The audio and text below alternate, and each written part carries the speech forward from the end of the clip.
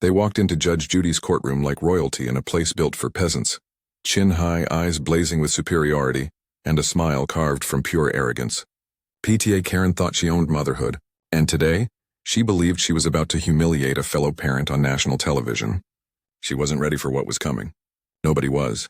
Before we dive into this incredible case, tell me in the comments where you're watching from.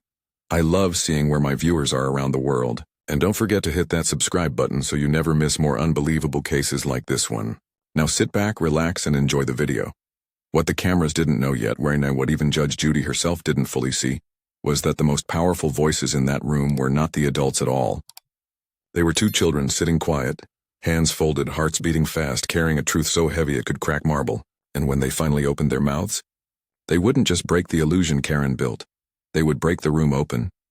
But in that moment, Karen stood tall, proud, a decorated queen of school committees who believed respect was her birthright. She held a thick binder, schedules, charts, color-coded rules, proof of her superior parenting philosophy. Everywhere she went, this binder followed like a sacred scripture. In her mind, she wasn't a parent. She was a coach, a judge, a drill sergeant, and a ruler. And across from her, Judge Judy, calm, small in figure, soft-spoken for once, watching. People often assume power walks loud. It doesn't. True power sits silent. But Karen didn't see it. She saw an older woman, one she believed time had passed by. She whispered to the parent beside her, loud enough for the courtroom to hear. "I know more about raising successful children than anyone here, including her." No one gasped, but you could feel the oxygen shift. Karen believed parenting was about control, correction, perfection. Kids who didn't fear consequences, in her world, weren't raised. They were spoiled. She even laughed when the bailiff reminded her to address the court respectfully, brushing it off like dust. The arrogance wasn't surprising him, it was practiced. Then she turned to Judge Judy and delivered the line that froze even the air. "With all due respect, Judge, your parenting advice is outdated. I parent with standards, not emotions." Judy blinked once and then lowered her eyes like someone swallowing a storm instead of unleashing it. Underestimated, doubted, dismissed in her own courtroom. You could see it in her posture, not weakness but patience sharpening into steel. She didn't roar. She held still, because sometimes the quietest person in the room is the one sharpening the blade. Karen smirked, convinced she'd won the tone before the case even opened. But there, in the second row, her children sat, eyes lowered, fingers interlocked, shoulders stiff. Kids don't fake fear. Kids don't fake exhaustion. They looked like children who didn't breathe unless permission was given. And yet there was something else. Something unexpected. Not brokenness. Something waiting. Something brave. And Judy noticed. That's when Karen placed her hand on her daughter's knee. Not protective, but commanding, and whispered through clenched teeth. "Remember what we rehearsed?" The girl swallowed. The boy closed his eyes for a second, like someone preparing to climb out of a cage.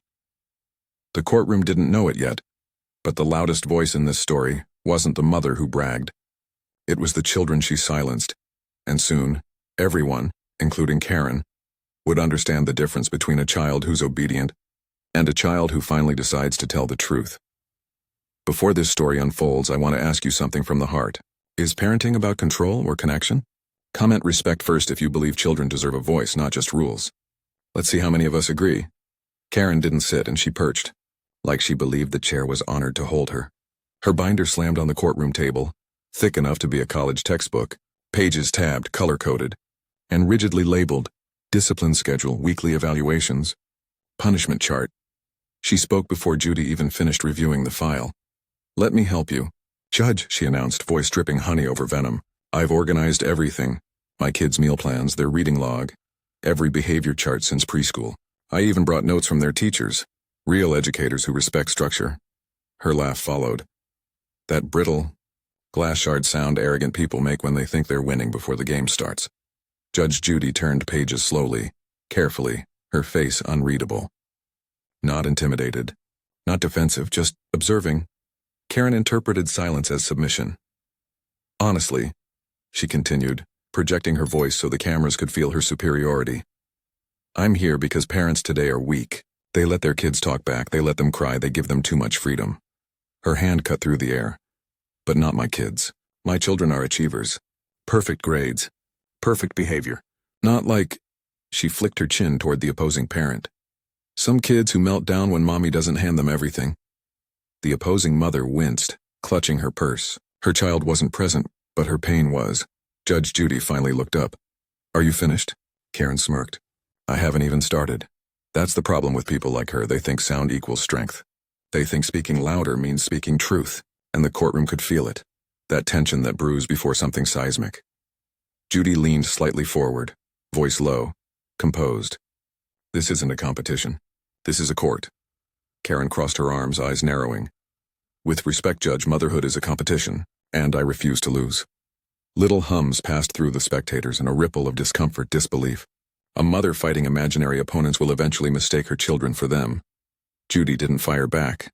She simply turned her attention to the kids, her gaze softening for a moment, then sharpening with quiet instinct.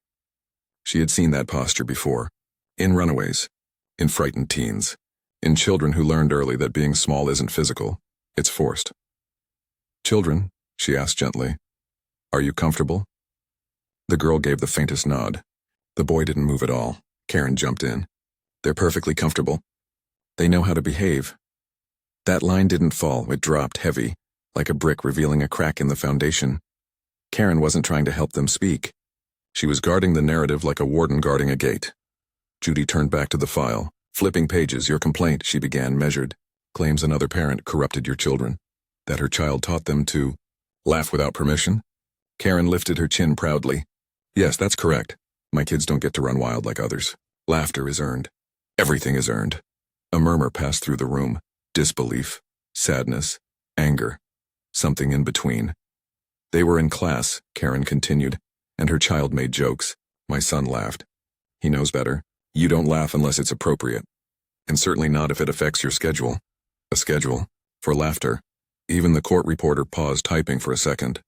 Judge Judy looked at her. Really looked. Not as an enemy. Not even as a problem. But as a mother who mistook control for love and image for success. "What is childhood to you?" Judy asked gently. Karen blinked. Confusion flickered, then annoyance. Productivity, discipline, excellence, not whatever modern softness is. "Children need shaping. Structure shapes winners. And feelings?" Judy asked. Karen scoffed. "Feelings are a luxury. Discipline is love." The irony, of course, is that people who say that have no idea what love actually is. They mistake obedience for respect, silence for strength, and fear for loyalty. Standing behind her binder fortress, Karen looked invincible, but her kids looked like they were holding breath instead of air. The boy's knee bounced once, then froze when Karen rested her hand on his thigh, not gentle but cautionary. The girl's fingers dug into the seat cushion. Quiet pain has its own language. Anyone who ever was a scared child could read it. Judge Judy saw it. "Did you rehearse what to say today?" Judy asked, eyes still on the children. Karen didn't even try to hide it. "Of course we did," she said proudly. "Good presentation matters, not honesty. Not truth, presentation. But I'll talk," Karen added quickly, "because children don't always say things correctly. They get confused," the daughter whispered, barely audible. But the mic caught it. "We're not confused." The room froze. Karen stiffened, hand tightening on the edge of her binder. She forced a smile. "Kids say silly things. She's nervous." No, she wasn't. That wasn't nervousness. That was a child deciding whether today would be the day she stopped being silent. Judge Judy leaned back, folding her hands. "You believe strict rules create success," she said. "I don't believe," Karen corrected. "I know. And what do your children need most right now?" Karen didn't hesitate. "Control and direction." The daughter blinked slow. That blink children learn when tears are forbidden. "And happiness?" Judy asked softly. "Happiness," Karen declared, "comes after achievement." She said it like scripture. And the courtroom absorbed it and the chilling conviction. It wasn't that she lacked love. It's that she didn't trust love to be strong enough without control. Judge Judy didn't debate, didn't condemn, not yet, because she understood sometimes the most powerful way to expose a cage is to let the door swing open and watch what the children do. "Very well," Judy said quietly. "We'll hear from the children next." Karen's eyes widened. Panic flickered, lightning quick but real. Control had slipped an inch. And fear lives where control cracks. The boy swallowed hard. The girl's shoes tapped once, against the floor, a child's version of bracing for impact.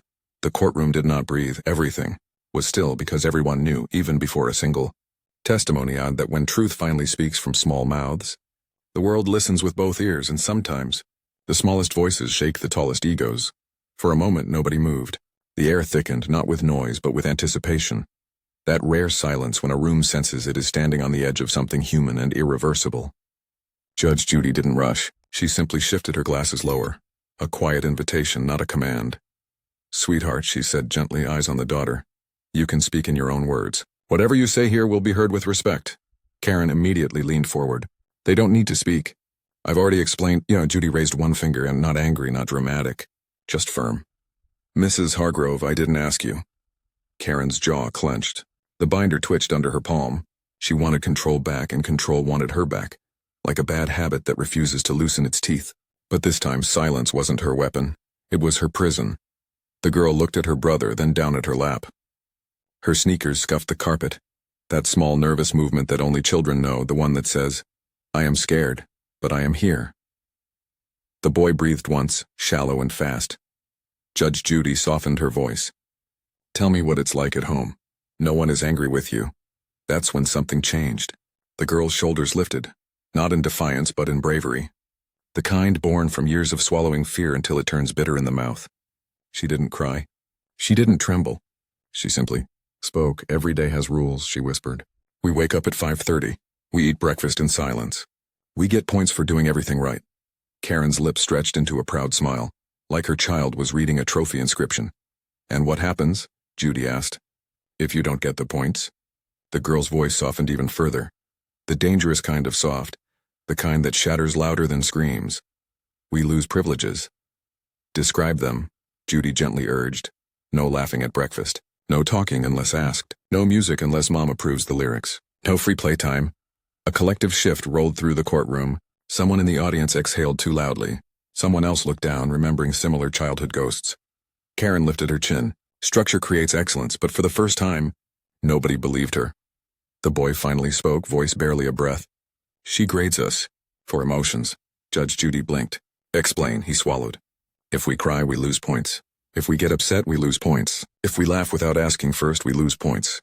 Karen jumped in, desperate to regain narrative. "I monitor emotional discipline, resilience. It's a system. A system." She said it like it was noble, almost scientific. But everyone heard the truth. A childhood turned into a scoreboard. Judge Judy leaned back. She didn't attack. She didn't judge. She simply let the truth sit where it landed, heavy, raw, undeniable. "What happens if you lose too many points?" Judy asked. The girl hesitated, looked at her mother, then answered anyway. "We write apology essays. About why we disappointed her, not chores, not timeouts. Apology essays, like childhood was a courtroom and love was conditional approval." The boy added softly. "Sometimes we stand in the corner and repeat, 'Winners don't feel sorry.'" And that was when the room shifted again. Not shock this time, but sadness. That bone-deep ache you feel for children learning fear before freedom. Karen reached out as if to cover the boy's mouth. He flinched, not dramatically, not exaggerated, just the flinch, tiny, catastrophic. Judge Judy's eyes sharpened. Quiet lightning. A storm forming behind patience. But she still held her tone steady, because today wasn't about ego or authority. It was about freeing two small voices who had finally stepped into courage. "So you never get a day where you just play?" Judy asked. The girl shook her head. "Play is after goals, and goals never end." "And how do you feel about that?"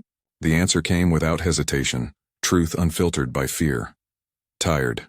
The word fell soft, but it detonated. Not tired like bedtime. Tired like childhood slipping through fingers. Tired like growing up in a house where laughter needs permission slips. Karen slammed her palm on the desk. "They are strong because I make them strong." But the court wasn't looking at her anymore, because strength wasn't in her voice. It was in the children's quiet defiance. Judge Judy looked at Karen calmly. "Do you ever tell your children you're proud of them?" Karen blinked like the question was foreign. "Pride is earned." "Do you ever hug them without reason?" "They get hugs on reward days childhood converted into a currency. Love measured out like ration supplies." Judge Judy nodded slowly, not in agreement but in comprehension. This wasn't cruelty by intention, and it was cruelty by fear. A mother terrified of failure. So terrified that she built a fortress around her children, then locked them inside it. "Do you love your children?" Judy asked. Karen scoffed. "Of course I do. How do they know?" Karen didn't answer. A quiet beat passed. Then another. The girl finally lifted her chin, not proud, not rebellious, and simply determined. "We wish she liked us without grades." The room stilled. Someone quietly wiped a tear. Humanity has a sound, and sometimes it's the silence after a truth too heavy for breathing. Karen whispered, shaky now. They don't understand what love looks like yet. Judy nodded. No, they understand exactly. It just doesn't feel safe. A tear welled in the corner of Karen's eye, pride fighting its last war against truth. And that's when the boy, tiny voice trembling but brave, said, "We just want to be her kids, not her project." Judy looked at him, soft eyes, steady voice. Every child deserves that. When children finally speak, their honesty doesn't echo. It rearranges the room, and this room had just been rearranged. Karen didn't know it yet. But the authority she clung to was about to crumble, and the only thing more powerful than a mother who controls is a child who finally chooses to tell the truth. Karen's face flushed a dangerous shade, not embarrassment but panic masquerading as pride. Pride always fights hardest when the truth enters the room. She straightened in her seat, posture stiff, shoulders sharp like armor. Her voice didn't tremble, but her certainty did. "My children are dramatic," she insisted, forcing a brittle laugh. "They're emotional. They exaggerate. That's why structure exists, to correct childish impulses." Judy didn't argue. She simply folded her hands on the bench. The quiet authority of someone who knows patience is a scalpel sharper than anger. "Children don't exaggerate fear," she replied softly. Karen's jaw tightened. "They aren't afraid of me. They respect me." The boy's small voice returned, barely above a whisper. "We're afraid to make mistakes." And that single admission, unraveled the last thread holding Karen's illusion together. Her binder suddenly looked like a burden instead of proof. Her rules sounded less like discipline and more like handcuffs. Karen tried to reassert control anyway. "This is ridiculous. They're being manipulated. Modern parents reward weakness, and that's why society is falling apart." Judy leaned back, expression almost sympathetic, not toward Karen's methods, but toward the desperation beneath them. "Mrs. Hargrove," she said quietly, "loving your children shouldn't feel like losing control." Karen blinked, confusion flickering behind stubborn certainty. The courtroom stilled again. Not tension this time, reckoning. "I don't lose control," Karen insisted. "Control is love." "No," Judy answered, voice calm as steel cooling in water. "Control is fear. Love is freedom." Silence dropped like velvet over stone. The children looked up then, not at Judy but at each other. Relief flickered, timid but real. Someone in the gallery sighed, the sound trembling with empathy. Even the opposing parent lowered her head, as if grieving for a woman who mistook rules for warmth and perfection for peace. Karen swallowed hard. "Do you have children?" she asked Judy, tone sharp like she thought the question was a dagger. Judy nodded once. "Yes, and grandchildren." Karen smirked, prematurely triumphant. "Then you should understand. Children need molding." Judy tilted her head slightly, eyes glimmering. Not angry, not triumphant, just ready. "They don't need molding, Mrs. Hargrove," she replied softly. "They need guidance. A plant grows toward sunlight, not toward fear." A long breath moved through the room, a collective exhale. And without meaning to, without even realizing she had begun to crumble, Karen whispered, "I just didn't want them to struggle." The truth slipped, raw and unpolished, vulnerability peeking through cracks that control could never seal. And Judy, instead of striking, simply nodded. "Then teach them resilience, not obedience." At that sentence, the room shifted again, this time not in judgment but understanding. Compassion didn't excuse Karen, but it revealed her humanity beneath her mistakes.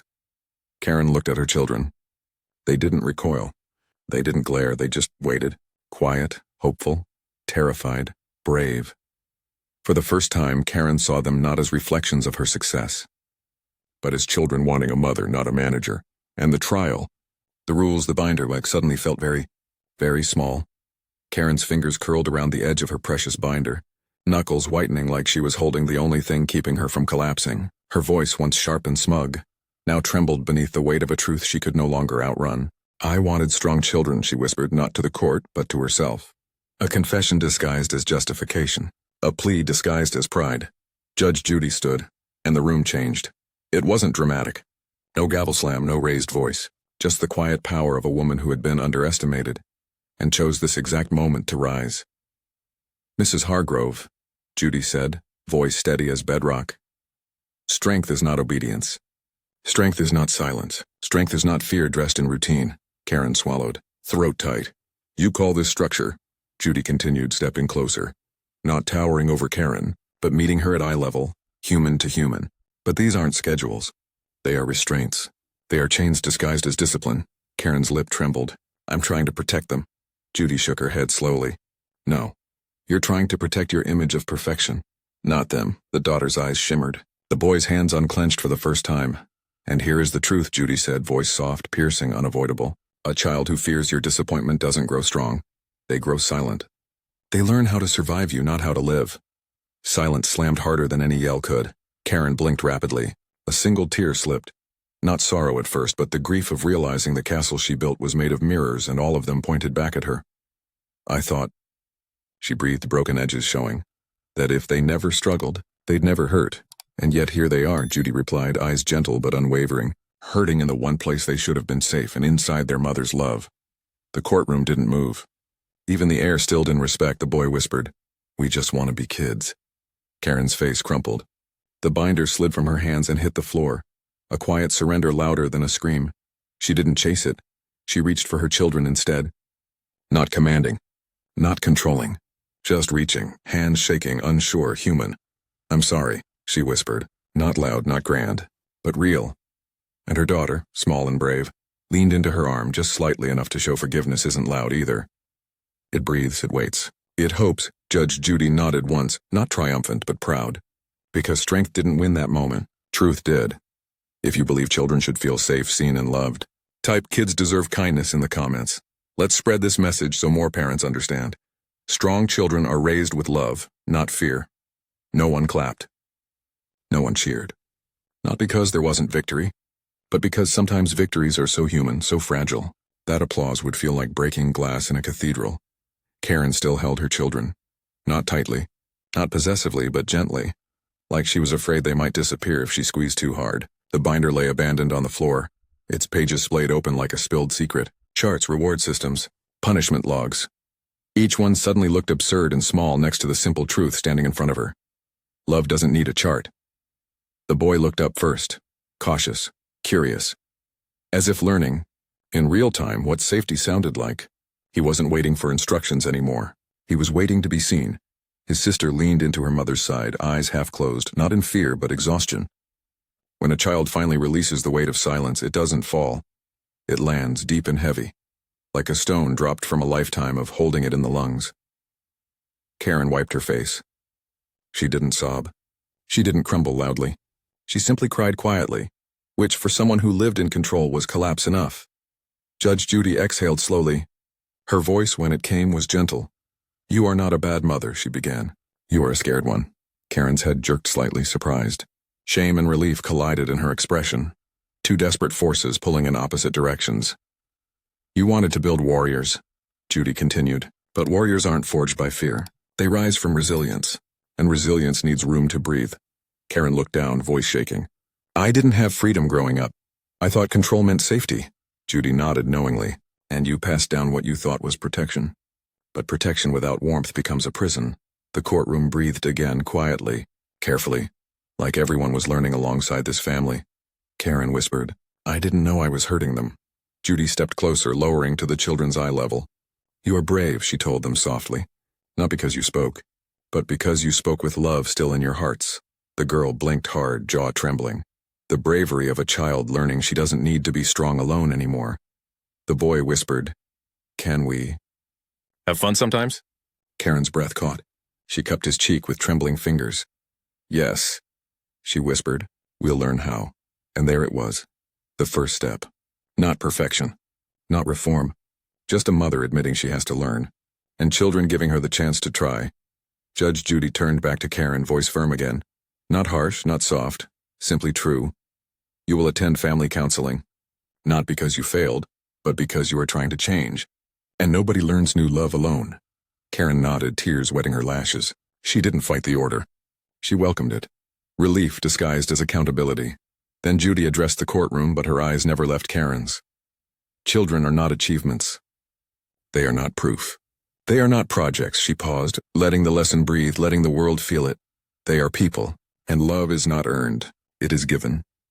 That line, that whisper-soft truth, traveled through the room like a warm wind, brushing against old childhood wounds and new parental fears alike. Karen's fingers intertwined with her daughter's. Tentative, shaky, real. Her son leaned into her arm, cautious but trusting. Trust not returned blindly. but rebuilt carefully. And Judy, the quiet underdog who had let arrogance speak until truth rose louder, watched them, a hint of something like pride in her eyes. "It takes more strength to change," she said softly, "than to control." Karen nodded again, this time not as a mother who knew everything, but as one finally ready to learn. The opposing parent wiped tears discreetly, her anger replaced with something gentler, empathy. Judgment melts quickly when we witness humility in real time. The room stayed still for a beat longer, taking it in, honoring it. Then the bailiff quietly announced, "Case concluded." Karen gathered her children. Not their charts, not their schedules, not her binder. Just them. And for the first time, her arms didn't look like walls around them. They looked like home trying to rebuild itself. As they walked toward the exit, the boy looked back just once and met Judge Judy. She smiled. A small smile, barely there but warm enough to light a place inside him that had been dark too long, and he smiled back. Not a perfect smile. A real one, because strength hadn't won this courtroom. Love had. The hallway outside the courtroom was quiet now, the kind of quiet that comes after a storm. Not because the world has calmed, but because hearts have. The air felt lighter, as if even the walls had exhaled the weight they'd held moments before. Karen walked slowly, not with her usual clipped authority, but like someone learning how to walk again. Not physically, but emotionally. A mother learning how to carry love without crushing it. Her children stayed close, still unsure, still tender in their steps. Healing doesn't sprint. It inches forward, steady and careful, like sunlight stretching across cold ground. The boy reached for her sleeve this time, not out of fear, but testing whether it was safe to come near. The girl held her hand, not tightly, not desperately, just held it. A quiet bridge. A start. Behind them, the courtroom doors closed with a soft thud. Judge Judy remained inside for a moment, gathering her papers slowly, methodically, not because she needed the time, but because she understood the sacredness of it. Some cases end on a gavel, others end on a breath. When she finally stepped into the hall, she saw the family sitting on the benches, huddled close, speaking softly. Not planning, not rehearsing, just talking, not about rules, not about points, about feelings. Their voices were soft, clumsy at times, but honest. And honesty, real honesty, is always slightly awkward at first. Karen looked up when she noticed Judy standing there, and for the first time since this ordeal began, her gaze held no arrogance, no resistance, just raw humanity. She stood up a bit unsure, smoothing her blouse not to impress, but to steady herself. "Judge," she whispered, the word trembling, stripped of ego. "Thank you." Judy didn't offer a lecture. She didn't accept praise. She simply nodded once. "Change isn't weakness," she said. "It's courage disguised as humility." Karen swallowed, eyes glassy. "I didn't realize how much I was trying to fix myself through them." Judy's expression softened, but her voice remained firm. "We all project the love we were given, or the love we never got. But love evolves if we allow it to, and today you allowed it." Karen blinked rapidly as tears began to gather again. Not out of guilt now, but release. There is a grief that comes when a parent realizes they've been protecting a child from the wrong thing. Not from pain, but from life. And there is another grief, deeper still, when they realize they must also forgive themselves. "Do you think," Karen whispered, voice trembling, "they will trust me again?" Judy didn't rush to answer. She glanced at the two children, who watched their mother with a vulnerability that mirrored her own. "They already did," Judy said. "That's how they spoke today." The girl nodded shyly. The boy wiped his eyes. "Kids don't hold grudges. They hold hearts. And hearts bruise differently. They hurt, but they hope faster. Children don't demand perfection. They ask for presence. They don't need flawless parents. They need parents who try." Judy turned to leave then. But before she did, the girl's small voice drifted through the hallway. "Judge, can we tell jokes at dinner now?" Judy paused. Her smile, soft, brief, but bright as dawn, answered before her words did. "You can laugh anywhere you want," she said. The boy chimed in timidly. "Even at breakfast?" "Especially at breakfast," Judy replied, and just like that, laughter bubbled. Quiet, unsure, but real. Laughter not earned by achievement, not rationed by merit. Laughter simply loud. It echoed gently in the hallway, a sound that should never have needed permission. Karen covered her face with her hands and cried, not out of shame now, but gratitude and grief colliding. Her children wrapped their arms around her, not because she demanded it, but because they wanted to. That was the first gift, and she let herself receive it, shuddering into their arms. Judy stepped away, letting them have the moment. Some victories are too personal to witness up close. Some reunions deserve privacy, even if born from pain. She made her way toward the exit, unrushed, uncelebrated, and content. Heroes don't always walk off to applause. Sometimes they simply walk off knowing one more home has light in it tonight. Outside, the sun had begun to fade, painting long amber streaks across the pavement. Judy breathed in, hands in her coat pockets, shoulders relaxed. She looked small in that moment, just an older woman leaving a courthouse. No cameras, no robe, no spotlight. Just a human being who believed in better even when others didn't. But inside that courthouse, a mother had let go of control. 2 children had stepped into truth. And a family had cracked open. Not broken, but opening the way dawn always follows midnight. By evening, the hallway video, taken quietly by someone watching from a distance, spread online. Not dramatic, not sensational, no screaming headlines or fiery confrontation, just a clip of a mother kneeling to wipe her child's tears, and a daughter gently stroking her mother's hair. The caption read, "It wasn't Judge Judy's verdict that changed them. It was hearing their children." Comments poured in. "I grew up like that. I'm still trying to learn joy. Strict parents break hearts they never see. I forgive my mom a little today. I saved this to remind myself to listen more." And one comment that stood out, from someone anonymous, "Discipline teaches behavior. Love teaches humanity. And children remember which one we chose." Parents shared it. Teachers shared it. Grown children shared it. Some cried. Some healed. Some made quiet promises to themselves. Not to be perfect. Not to be soft, just to be present. Sometimes change begins not with a roar, but a whisper that others finally hear. That night at home, Karen sat cross-legged on the living room floor with her children. No binder, no schedule. Dinner plates still on the table. Bedtime a distant idea instead of a mission. They ate dessert first. Then they built a blanket fort. Then they laughed at a silly joke the boy made, one that wouldn't win a contest, but made their hearts loosen. Karen burned the punishment chart. Then, just as quietly, she burned the guilt that clung to her spine for years, not because she forgot her mistakes, but because she chose not to chain herself to them anymore. Growth is messy. Healing takes time. But love always gives another chance. When she tucked them in, there were no scripts. No conditions. Just one sentence: "I'm learning. Will you learn with me?" 2 small voices answered yes, and that was enough.